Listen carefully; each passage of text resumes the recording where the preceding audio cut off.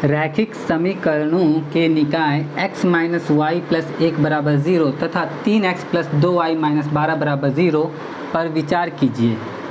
इन दोनों रेखाओं तथा y अक्ष द्वारा बनने वाले त्रिभुज के शीर्षों के निर्देशांक हैं। ऑप्शन ये है हमारे पास में।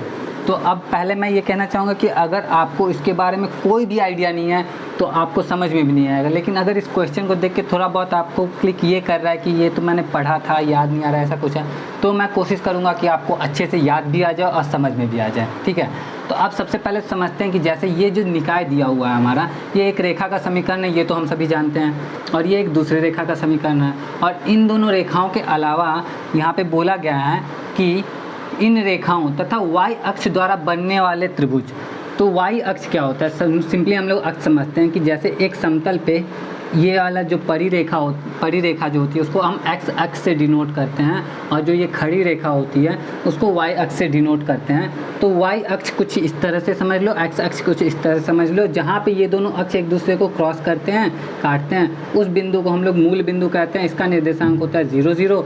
अब मूल बिंदु का निर्देशांक 0 0 है, तो जैसे जैसे हम दाईं तरफ आगे बढ़ते जाते हैं x अक्ष पर, तो वहाँ से 1 2 3 4 5 6 7 प्लस में आता है। जैसे जैसे बाईं तरफ जाते हैं हमारा 1 2 3 4 5 6 7 8 सब माइनस में होता है, मतलब -1 -2 -3 -4 -5 -6 इस तरह से कुछ भी। ठीक है, तो अब आपसे मैं बोलूं कि सिर्फ x अक्ष पे उपस्थित किसी एक बिंदु का निर्देशांक बताइए, तो x अक्ष पे उपस्थित किसी भी एक बिंदु का निर्देशांक जो होगा ना, तो x अक्ष का सीधा सीधा मतलब है कि इसमें ऊपर या नीचे तो गया नहीं, सिर्फ दाएं बाएं गया, तो इस बिंदु का निर्देशांक जो होगा 1 2 3 4 तो होगा, लेकिन दूसरा y निर्देशांक जो होगा वो 0 होगा। तो x अक्ष का निर्देशांक y बराबर 0, ऐसे आप लोग कह सकते हैं। ठीक है, और वही चीज़ जब y अक्ष की बात होगी, जैसे ऊपर की ओर जा रहे हैं तो 1 2 3 4 प्लस में, नीचे की ओर जा रहे हैं तो -1 -2 -3 -4 -5 माइनस में रहेगा। और y अक्ष का जो निर्देशांक होगा वो होगा x बराबर 0, यानी कि अगर इस बिंदु का निर्देशांक हमसे पूछा जाए तो इस बिंदु का निर्देशांक 1 2 3 4 5 नंबर पे आ रहा है ना, तो इसका निर्देशांक पहले 0 और उसके बाद 5 होगा, क्योंकि x वाले को हम लोग हमेशा पहले लिखते हैं। तो इस बिंदु का निर्देशांक हो गया 0, 5। ठीक है, 5 y के लिए और x के लिए 0, क्योंकि y अक्ष पे x का निर्देशांक 0, x अक्ष पे y का निर्देशांक 0। इतना आपको रिफ्रेश हो गया। तो अब क्वेश्चन पे आते हैं, क्वेश्चन क्या कहना चाह रहा है। तो इसको मिटा के दूसरा x अक्ष और y अक्ष बनाते हैं। जैसे ये y अक्ष हमने बना लिया, अब बात करते हैं इस पर कि रैखिक समीकरणों के निकाय, ये एक समीकरण, ये एक दूसरा समीकरण, तो ये दोनों जिस रेखा के समीकरण हैं वो दोनों रेखाएं और y अक्ष द्वारा बनने वाले त्रिभुज की बात हुई। तो y अक्ष तो ये हो गया हमारा, और इन दोनों समीकरणों की भी कोई रेखाएं होंगी, तो मान लो कोई भी रेखा इस तरह से बना देते हैं हम लोग। मान लिया कि ये वाला जो रेखा है वो इसका है, उसका समीकरण यहाँ लिख लेते हैं x माइनस वाई बराबर y प्लस 1 बराबर 0, और इसका जो समीकरण है वो लिख दिया 3x प्लस 2y माइनस 12 बराबर 0। ठीक है, तो अब हमारे पास बन गया कि समीकरणों के निकाय इतना तथा इतना इन रेखाओं तथा y अक्ष, ये y अक्ष द्वारा बनने वाले त्रिभुज के शीर्षों के निर्देशांक है। तो ये जो त्रिभुज हमारा बना है इसके शीर्ष तो ये हैं, ये और ये। अब इसके निर्देशांक के बारे में हमसे पूछा जा रहा है। तो आप लोग देखोगे कि ये वाला जो बिंदु है, इस वाले बिंदु की हम लोग बात करें तो ये वाला बिंदु कुछ भी हो सकता है, पता नहीं, लेकिन इस वाले बिंदु की जब बात करें, ये चूँकि y अक्ष पर आ रहा है, तो जब y अक्ष पे कोई बिंदु आ रहा है तो इसका जो x निर्देशांक होगा वो तो 0 होगा, यानी कि इसका जो पहला वाला होगा वो 0 होगा, दूसरा वाला कितना होगा वो हमें मालूम नहीं। तो अगर हम इसको y1 लिख दे तो ये हमारा हो गया। अब इसके भी पहला वाला जो होगा वो तो 0 होगा, लेकिन दूसरा वाला y2 अगर हम लिख दे तो इस तरह से हो जाएगा। तो हमें मालूम हो गया कि 3 बिंदु के जो निर्देशांक हमें चाहिए थे, त्रिभुज के तीनों शीर्षों के निर्देशांक, उसमें से 2 शीर्ष में से 2 बिंदु तो हमें पता चल गया कि पहला वाला दोनों का 0 है। तो अब हम ऑप्शन में देखते हैं, तो ऑप्शन में हमें पहला वाला 0 इसमें और इसमें मिल रहा है, यानी कि ये हमारा एक राइट आंसर होने की चांस है। दूसरा वाला देखते हैं कि इसमें तीनों में से एक ही पहला वाला 0 है, यानी कि ये हमारा करेक्ट आंसर कभी हो नहीं सकता चाह के भी। अब देखते हैं इस वाले को, ये अच्छे से लिखा हुआ लिख देता हूँ। तो इसमें भी पहला जो देख रहे हैं वो भी क्या हमारा 0, इसमें भी है, इसमें भी है, यानी कि 2 बिंदु x वाला 0 दिख रहा है, यानी कि ये भी हमारा आंसर हो सकता है। तो अब इन तीनों में से इन दोनों पे हम लोग क्या करेंगे, विचार करेंगे। अब इस बिंदु का निर्देशांक हमें मालूम ही नहीं है, तो इस बिंदु का निर्देशांक हम क्या ले लेते हैं, मान लो मैंने ले लिया x और y। ठीक है, अब थोड़ा सा ऐसा समझ लो कि जैसे मान लो कि हम ऑप्शन से ट्राई करते हैं इसको, ठीक है, ऑप्शन से ट्राई कर रहे हैं। तो ये 3 बिंदु है, इन 3 बिंदुओं को यहाँ पे अगर हम पुट करने की कोशिश करें, तो पुट करने की जब कोशिश करेंगे तो हमें इस वाले बिंदु को तो हमें इधर लिखना पड़ेगा, क्योंकि ये जो वाला जो है वो तो यहाँ आ जाएगा।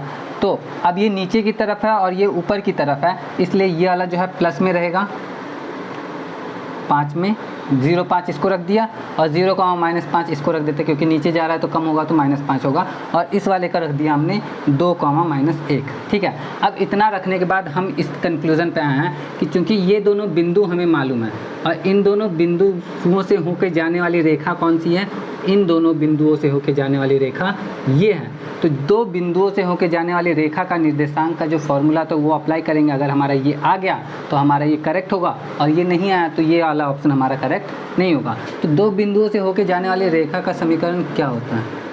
तो 2 बिंदुओं से होकर जाने वाली रेखा का जो समीकरण होता है वो होता है हमारा y - y1 बराबर y2 - y1 बटा x2 - x1 और ब्रैकेट में x - x1। ठीक है, ये हमारा 2 बिंदुओं से होकर जाने वाली रेखा का समीकरण, जहाँ पे x1 और x2 जो है, ये जैसे मान लो ये 2 बिंदु है ना, 0 5 और 2, -1। तो अगर x1 ये है 0 तो x2 ये होगा, y और x1 ये है तो ये y1 होगा और ये y2 होगा। तो किसी को भी x1 और किसी को भी y1 मान सकते हैं। उसके बाद हम लोग सॉल्व करने की कोशिश करते हैं। तो एक काम करते हैं, इसको थोड़ा सा अलग कर लेते हैं। जैसे हमारे पास तीनों बिंदु क्या हैं, 0, 5, 0, -5 और तीसरा बिंदु ये है। छोटा सा इधर लिख लेते हैं ताकि कैलकुलेट करने के लिए हमारे पास पर्याप्त जगह बन सके। अब इस वाले फॉर्मूले पे हम लोग रख के देखते हैं कि इसका जो निर्देशांक था हमारा क्या था, x - y + 1 बराबर 0 आ रहा है या नहीं आ रहा है। ठीक है, वैसे अगर ये वाला नहीं आया और ये वाला भी आ गया तो भी हमारा काम तो चल ही सकता है ना। तो चलो कैलकुलेट करते हैं। y की जगह पे हम कुछ नहीं रखेंगे, लेकिन y1 हम डिपेंड कर रहे हैं किसको मान रहे हैं। y1 अगर 5 को माने हैं तो y - 5। अब y2 हमारा -1 हो जाएगा, क्योंकि y1 इसको माना है तो y2 तो यही होगा, -1 - 5 बटा में x2 हमारा ये हो जाएगा 2 - 0 और ब्रैकेट में x - x1। तो x1 तो 0 है, 0। अब इसको सॉल्व करते हैं तो y - 5 बराबर -1 - 5 हो जाएगा -6 बटा 2, और x में से 0 गया तो x बचेगा तो x लिखते हैं। 2 से 6 को काटते हैं तो 3 आता है। तो y - 5 बराबर -3x। अब हम देख रहे हैं इसको, तो ये हमारा ना इस समीकरण से मिल रहा है। एक मिनट, इस समीकरण से मिल रहा है क्या? एक बार मिला के देखते हैं। इसको इधर कर लेते हैं तो हमें मिलता है 3x प्लस में y प्लस में -5 बराबर 0। तो ये जो समीकरण आया है ना हमारा इससे मिल रहा है ना हमारा इससे मिल रहा है। इन दोनों में से किसी से जब मिल ही नहीं रहा है, क्योंकि ये मिलना चाहिए था ना किसी एक रेखा से, तो इससे तो मिल नहीं सकता था, इसका तो है ही नहीं। इन दोनों में से किसी से जब नहीं मिल रहा है, इसका मतलब कि ये वाला जो ऑप्शन है ये हमारा गलत हो गया। तो अब बचता है हमारा ये वाला ऑप्शन। इसको चलो ट्राई करते हैं। फॉर्मूला सेम है हमारे पास में, और फॉर्मूला जब सेम है तो अब ऑप्शन में ये सब है। ठीक है, इसको रखना है तो यहाँ पे देखो 2 3 जो है वो तो हम यहाँ पे रखेंगे इस वाले बिंदु की जगह पे। ठीक, 0 1 और 0 6 में ऊपर 0 6 रखेंगे कि नीचे 0 6 रखेंगे? हमको मालूम है ऊपर जाने पे बढ़ता है, नीचे जाने पे घटता है। तो ऊपर तो 0 6 रहेगा और नीचे 0 1 रहेगा। तो अब अगर हम इन दोनों बिंदुओं से होके जाने वाली रेखा का समीकरण निकालें तो उस हिसाब से हमारा या तो इससे मैच करना चाहिए इस समीकरण से, या इस समीकरण से मैच करना चाहिए, किसी से तो करना चाहिए।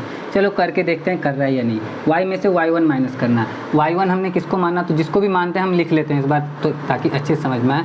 x1 मान लिया 0 को, x2 मान लिया 2 को, y1 मान लिया 6 को, y2 मान लिया 3 को। और अब इस फॉर्मूले पे अप्लाई करेंगे तो y - y1, तो y में से 6 घटा देंगे तो y - 6, y2 में से y1 घटाना है यानी कि 3 में से 6 घटाना है तो 3 - 6, x2 में से x1 घटाना है तो 2 में से 0 घटाएंगे तो 2, और x में से x1 घटाना है तो x में से 0 घटाएंगे तो x ही आएगा तो x ऐसे लिख देते हैं। तो y - 6 बराबर 3 में से 6 जाएगा तो -3 बटा 2 x है। अब क्रॉस मल्टीप्लाई होगा तो 2y - 12 बराबर -3x। अब -3x को इधर करेंगे तो 3x प्लस 2y - 12 बराबर 0। क्या ये समीकरण हमारे पास है? तो ये समीकरण हमारे पास है 3x + 2y - 12 = 0। इसका मतलब इन दोनों बिंदुओं से होके जाने वाली रेखा का जो समीकरण है वो हमारे पास है। अगर क्रॉस वेरीफाई करना हो तो इन दोनों से जाने वाली रेखा का समीकरण ये आना चाहिए। चलो इन दोनों के बेसिस पे भी कर लेते हैं। तो इन दोनों के लिए अगर x1 0 तो x2 जो हो जाएगा वो 2 हो जाएगा, ठीक है। और y1 1 और y2 कितना हो जाएगा हमारा 3 हो जाएगा। तो इसके बेसिस पे भी करके देखते हैं। तो y - y1 यानी कि y में से 1 घटाना है, और उसके बाद y2 में से y1 यानी 3 में से 1 घटाना है। 3 में 3 - 1, 2 में से 0 ही घटेगा, और x में से x1 घटाना, तो यही रहेगा। अब इसको करके देखते हैं क्या ये वाला समीकरण हमारा इससे मैच कर रहा है कि नहीं कर रहा।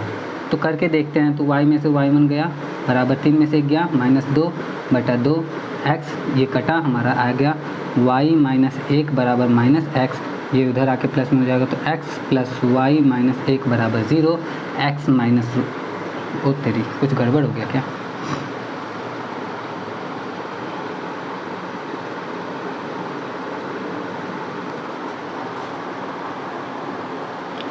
x - y + 1 बराबर 0, x - y, अच्छा देखो गड़बड़ कुछ नहीं हुआ। x + y - 1 बराबर 0 है ना। अब इसको अगर हम उधर कर दें, कुछ माइनस प्लस का कैलकुलेशन मिस्टेक मुझे लग रहा हो गया होगा, तो आप लोग थोड़ा सा एडजस्ट कर लेना उसके साथ में। बाकी हमारा जो है ये और ये दोनों का दोनों आया, एक बार फिर से कर ही लेते हैं। इन दोनों बिंदुओं से होके जाने वाली रेखा का जो समीकरण होना चाहिए था वो इतना होना चाहिए था। तो फॉर्मूला तो है हमारा सिंपल सा y - y1 y2 - y1 upon x2 - x1 और x - x1, ठीक है।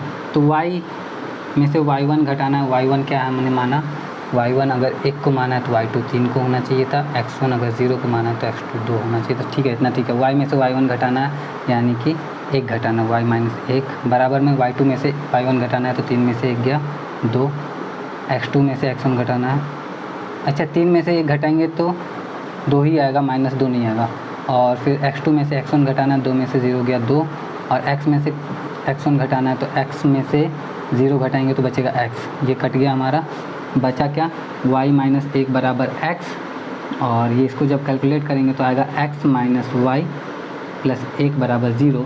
तो हमने देखा कि इन दोनों बिंदुओं से होके जाने वाली रेखा का जो समीकरण आया वो इससे मैच कर रहा है, इन दोनों बिंदुओं से होके जाने वाली रेखा का समीकरण जो है वो इससे मैच कर रहा है, और इन दोनों बिंदुओं से ये जो है ये y अक्ष पे है वो तो हमें दिख ही रहा है। दैट मीन्स कि इन रेखाओं तथा y अक्ष द्वारा बनने वाले त्रिभुज के शीर्षों के जो निर्देशांक होंगे वो ये तीनों ही होंगे, और यही हमारा करेक्ट आंसर होगा। ऑप्शन सी पे हम लोग टिक कर देंगे। तो इसी तरह से यहाँ पे माइनस प्लस का मिस्टेक जो मैंने बोला था हुआ होगा, वही हुआ था, आपने देख ही लिया।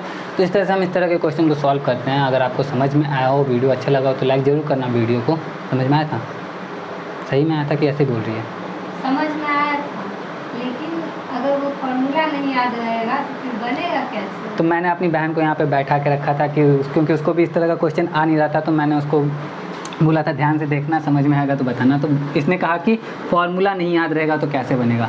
तो फॉर्मूला जानने के लिए ज़रूरी है। देखो अभी मैं आपको बताता हूँ कि मैं हर सैटरडे को ना, एवरी सैटरडे को मैं क्लास 11th के बुक से रिलेटेड सारे के सारे टॉपिक डिस्कस करता हूँ। तो अगर आपको फॉर्मूला याद रखने में प्रॉब्लम हो रहा है या फिर इस तरह का कोई भी है ना, तो सरल रेखा चैप्टर जो है ऑलरेडी स्टार्ट हो चुका है। हर सैटरडे को हर चैप्टर उसका आ रहा है। तो आप चैनल पे विजिट करोगे ना तो आपको एक प्लेलिस्ट मिलेगा, Bihar board class 11 mathematics for class 11 नाम से, और उस प्लेलिस्ट में आप देखोगे तो आपको सरल रेखा एक चैप्टर है, स्ट्रेट लाइन चैप्टर का नाम है, चैप्टर नंबर 10 है।